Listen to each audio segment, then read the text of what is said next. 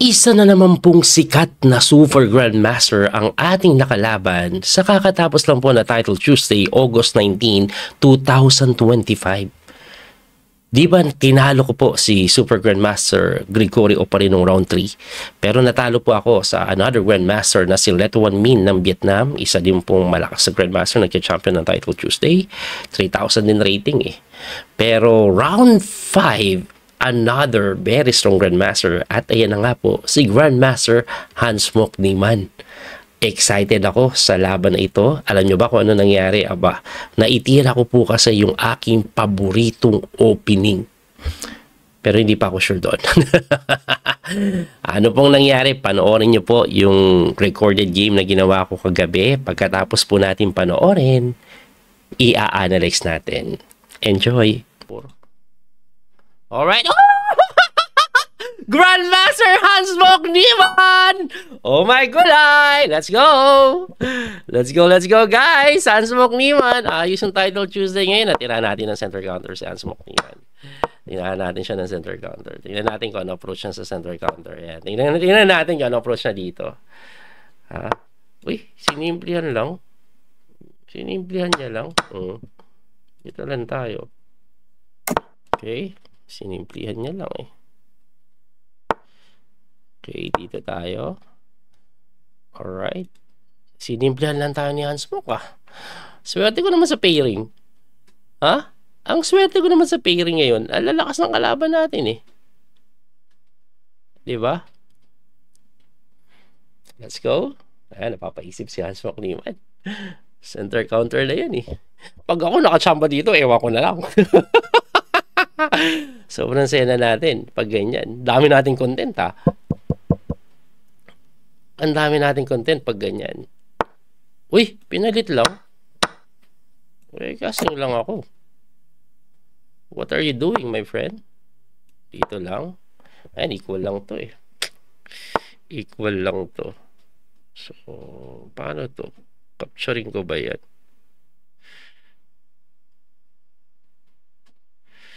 Siguro dito lang, develop. Pag nag-knight siya doon, ayan, A6 para wala siyang knight doon. And kinuko natin yan eh. Okay. Of course. Uy, F4? Gaganon siya oh. Ayan, sige. Mag-knight siya doon, pabayaan mo siya. So, we stop the F5. Stop natin yung F5. Mataka siya sa kabila. Ako din. Hindi naman pwedeng ikaw lang. No? Tayong dalawa. Siguro dito. Para dito ako iikot. Sige. Buksan natin yan. Uy! Dito. Ikot na tayo.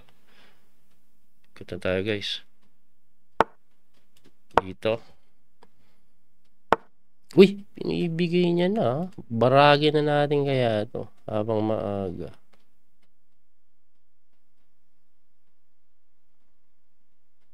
Teka lang ha. Pinigay niya eh.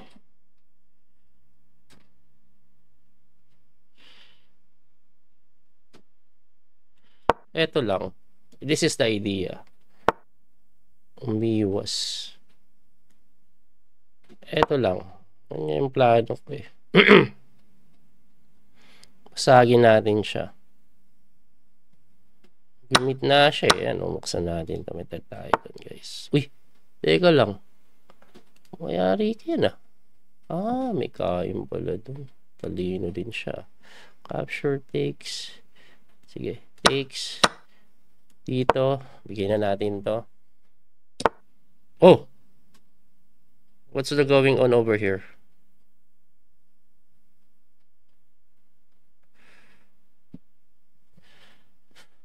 Ano yan? Ang weird Tulak.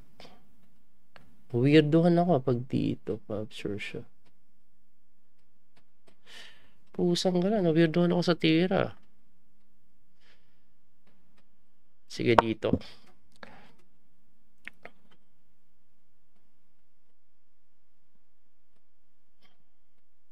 Pag kumapture siya kasi may knight dito eh. So, let's see what he will play. Sige, check. Aha. Aha, aha. I like it. Dito lang tayo. May ganun ba siya? Uy! Ano yun? Ginanon niya lang. Dito lang tayo para makain natin to. Dito lang tayo para ganyanin natin siya. Bilisan natin ng konti, guys. May check pala ako. Checking ko pala siya eh. Kaya lang, ginanon niya na eh. Knight takes, king takes, knight takes capture. Check! Pusang gala. Pahala ka sa buhay mo dyan. Pusing kita. Diba? Napatras siya.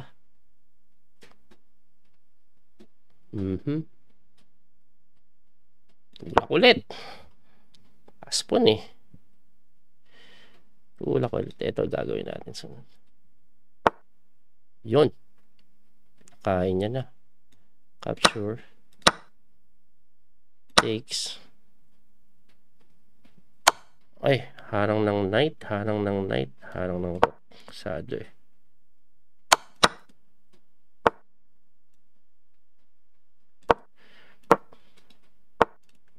Yun lang, naman down ako, putik. Dali tayo dun ah. Ay! Pusang gala. Kakainis. Ang ganda na ng posisyon ko dun eh. Ay, pusang gala talaga oh. Pusang iring. Pusang gala. Dito. Walang gagawin. Dito.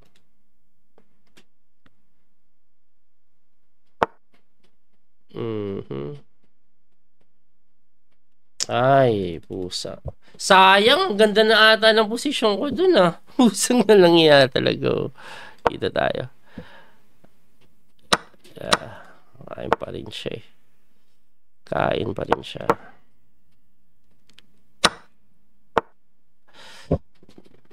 Sayang! Parang ganda na ng mga tinitira ko dun ah. Pwede ko ba gayahin si Magnus? Baka nag-engine 2.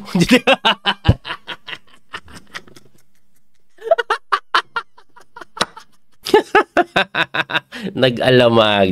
Joke lang po yun. Pero eto, seryoso ah. Alam niyo bang sobrang sama po ng loob ko sa pagkatalo ko na yan. Ang hirap po kasing tanggapin dahil yung kalaban ko po, hands lang yan eh. Supposed to be dapat kayang-kaya ko dyan. Lamang na lamang po ako dyan. Kitang-kita naman. Hands lang siya. Ako handsome. Tinalo pa. Never mind. Punta na po tayo sa pag-analyze. So, E4, D5, E takes D5, Knight F6, and I explained it a lot of times. Marami po akong video, lalo na yung tira ng Bishop to G5, no? So, binigyan ko na po yan ng analysis, lahat ng pwedeng mangyari kung sakaling mag-F3. Pero si Hans Mokniman decided to play yung pinaka-equal na tira, which is Bishop lang po sa may E2. Ayan. Kasi pag Bishop E2 takes, capture dito, equal lang po yan. Tingnan nyo po yung evaluation ng engine. So, siya po ay nag-castling kasi inatake ko po yung pawn para madepensahan. Nag-knight develop ako. Inatake niya yung aking reyna. Umiwas po ako sa may H5. Tapos, nagpalit lang po ng reyna. Siyempre, kinapture ko takes. And then, after castling, very equal po yung laban. Actually, medyo may konting kurot pa nga sa akin eh. Pero, very equal yan. Anyway, pagkatira po niya, nag-bishop lang po sa may E3 para depensahan yung pawn na tinulakan ko eh. So, yung pagkatulak ko po na yan para ilabas yung bishop, nag-knight agad siya doon. So, dito po, nag-iisip ako kung ano yung gagawin. Kasi pwede ako mag-knight T5 yan, hitting the bishop. Kaya lang, iniisip ko, baka hindi worth it kasi gagalaw lang yung bishop o kaya magsi-C4. Kaya mas pinili ko yung Bishop E7, which is very normal, very equal pa rin. At pagka Bishop E7, nag-C3 ang kunat lang po ng tira. Pagka C3 niya po, ako po ay nag-H6, medyo passive na pala yan. Hindi na daw pala yung kailangan, ituloy ko na daw po yung Knight D5. Ang pinaka-idea ko po kasi, ayoko pong tumalon dito. Later on, naiintindihin ko pang depensahan yung pawn sa may F7. Anyway, pagka H6 ko po, kinapture niya, na binawi ko ng Bishop, and then nag-F4. Ayan, medyo na-surprise po ako sa F4 eh.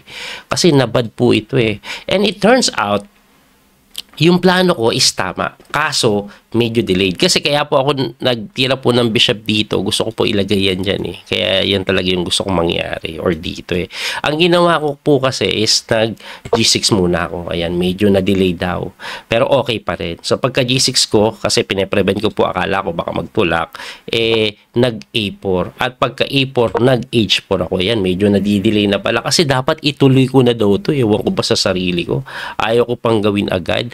At nung pagkatira ko po ng H5, nag-knight doon, umatras yung bishop ko na sinagot ng G3. Tapos pinipilit kong buksan yung queen side. Ayan, medyo mali na yan. King side pala. Kasi ang pinakasimple daw po dito dapat na gawin ko is wag yan. Dapat daw i-stop ko muna to. Ala lang, magganyan ka lang. O kaya mag-rook E8 ka na. Wag mo nang intindihin yan. Siguro planuhin na po yung ginawa ko na magbukas dito ako tumutok. Ganyan daw ang gawin. Wag ko na daw intindihin yung queen side. Anyway, nag-H4 nga ako, tapos tumira doon, and then saka ako nag-knight ikot eh, na medyo hindi na nagugustuhan ng engine, masyado ng delayed. At si Hans Mokniman naman, tumira po siya ng king move, which is engine move. Kaduda-duda to ah. Kasi pagka knight D5 ko po, tumira na naman siya ng engine move. Talagang kaduda-duda to ah. may mga porsado naman, didepensahan niya eh. Anyway, pagka-depensa, ako po ay tumira ng F6, which is wrong. Nakita nyo sa live stream, I'm trying to analyze F5, which is the number 1 engine move pala. Yan pala yung tirada, medyo equal daw pag yan ginawa ko. F6 is second best move. No? The idea is to go E5. Anyway, pagka F6, tumira po siya ng bishop doon na tinulakan ko na po. Ayan, no? Pagkatulak, kinapture niya takes, tapos tinulak niya ulit. At pagkatulak, kinapture ko takes, tapos tumira po ako ng rook to F8. Binibigay ko to, pero may kain kasi dito and dati sa check. So, pagkatira ko po niyan, tumira po ng king move. Ayan, no? Okay din yung king move niya, eh, no? Though, after king move, rook G8 is number 1 engine move. Para din ako naka-engine, eh. Ang idea po, yes, pag tinix niya to, pwede niya pong tikman yan. May check ako dito, eh. Hindi niya makagalaw. Kaya, ang matindi niyan, may mga discovery pa later on, no? Di ba? May mga ganong-ganong idea. Kaya po, nag-C4, eh. Ang C4, alis ka dyan, pwede na akong kumapture dito. Na sinagot ko po ng knight F6. And after knight F6, sige, tikman mo to, capture ako, open check. Ayan, no? Parang okay ako dito, guys, pag ganyan nangyari. Okay ako. Kasi pag tumakbo nga siya dun, may check ata ako, tapos check na naman, no? Tapos check dun, no? Mga ganun-ganun, no? Kaso, ang ginawa niya po ay nag-king lang sa may F3. And after king F3, tiniraan ko ng rook to F8. Ayan. Okay naman yung mga tira ko eh. So, pagka rook F8, kinapture niya eh. Nasinagot ko ng knight to E7 or D7 po yan, intending to take this. Na tinirahan niya ng knight to G3 at yung knight G3 hindi maganda. Kasi may napakagandang tira dyan na hindi ko agad nakita eh. Nakita ko to bandang huli na eh. Ang best move pala, tulak lang. Pusang gala, bubuksan mo lang yun. Unang-una, hindi po pwede knight takes sa rook takes. Pag nag-king takes ka naman, bubukas doon, takbo ito, may sundot dito, ganun, may mga, naku, may mga malalagas na mga pawn. Goods daw ako dyan eh. Kaso, ibalik natin, ang tinira ko po is bishop to h6 eh. Di pala ganun kaganda yung bishop h6 na yan. Anyway, after bishop h6, nag-rook siya doon. Actually, yung bishop h6, ang idea ko is similar. Medyo hindi lang nasunod yung tamang order. Kasi dapat nandito pa yung bishop para umatake doon eh. Anyway, pagkatira ko ng bishop h6, inipor ko na. At napilitan siya tumakbo. Ayan, no? Kung nandito to sa pulsada. No? Anyway, dito po, ang pinapatira sa akin ng engine is ibalik ko lang daw po ito. Hit that pawn. Yun lang daw pong gawin. Mas maganda daw nandito yan para hindi din maitulak basta-basta. Equal. Or if not, pwede din ito po rook to G4, hitting the bishop. Kasi pag tumakbo yan, dito lang yung square niyan, pwedeng atakihin na ganun. Ayan, tapos pwedeng mag-capture na ganun. Babagsak yung pawn eh. Babagsak to. 'Di ba? So, yun ang mas maganda daw, pero mas naitira ko po yung tulak ng pon eh. Ewan ko ba ba't ko tinulak yan? Kasi pagkatulak ko ng pon, nag-losing na bigla. Ayun. Ako tinulak ko kasi ayoko lang kainin niya ng libre. Pero losing na pala yan dahil nga po sa tiradang knight to e4, simply giving up the pawn, pero babagsak ito eventually. Yung tagilid na pala yan, wala na. So, kinapture ko po, takes, ibang mga GM no? Pag kinaain, alam na nila, winning na sila, no? Sharp na po yung tire. Hindi ko naman pwedeng ibara po ito, kasi kung ibabara ko bishop f8, baka mamaya, mamblema ako sa knight f6 eh. No, may knight f6 po ata. O, pag gumanito naman, baka naman gumanire. Or even ganito, di ba? Babagsak din yung pawn. Talaga one pawn down ako and it's not looking good for my side. Kaya pinalit ko na lang yung tore. At ito po ay talagang losing na pala. Kasi nga, one pawn down pagka bishop to g4. Wala. Kahit anong gawin ko dito, kaya nagugulo-gulo na lang ako. Pero chess player din talaga to si Niemann. Alam niya din yung ginagawa niya. So this endgame, I know I'm already losing. Kaya bad trip na ako dyan eh. Kasi paano tayong tatalunin ng hands? Kumbaga kalahati ko lang siya, hands lang siya, handsome ako eh. Kaya very disappointing. Pero okay lang, at least naka-experience tayo makalaban yung mga top players sa buong mundo. So, ang ginawa ko after this game, nag-withdraw na po ako. Kasi actually, inaantok na ako eh. Yun yung dahilan ko kung ba't ako nagbablunder eh. Talagang pagkatapos ng round 4, inaantok na ako eh. Kasi magpapahinga ka ng matagal eh. May 8 minutes rest yan eh, bago mag-start yung next round. And it's already like 12:30 AM in the morning. So, hindi ko na kaya. Kaya ayun. Anyway, pakita ko po sa inyo yung final standing ng torneo. Ayan po, ang nag-champion si Magnus. And then si Alexei Sarana na tinalo si Hikaru. Grabe si Magnus. Chess player din kasi talaga to si Magnus eh. Sino mga inubos niya? Hikaru. Let one win. Ay, tinalo niya yung tumalo sa akin. Pero tinalo niya si Arjun Ergay, si Nepo. Grabe yung last 3 lang si Magnus. Lakas talaga ni Magnus. Chess player din eh. No? Ito yung tumalo sa akin nung round 4. Si Let One Win. No, I'm recording. Anyway, hanggang dito na lang po. Abangan nyo po yung mga susunod natin na video, mga laro ni Wesley. And minsan talaga dapat magpa-condition ako sa Title Tuesday kasi hindi ko kayang tapusin yung buong torneo. Kumbaga, hindi ko mailabas yung full potential ko eh. Kung meron man. Kasi inaantok na talaga ako pagkatapos ng 4 rounds. 11 rounds yun. So, lugi kasi. Ba't kasi madaling araw yung torneo nila? Lugi? Anyway, lugi din kasi talaga tayo dahil mas malagaling sila sa atin eh. Hanggang dito na lang po tayo. Say bye bye anak. Bye. How's school? God bless po mga kabiyayas. Salamat sa support. Bye bye.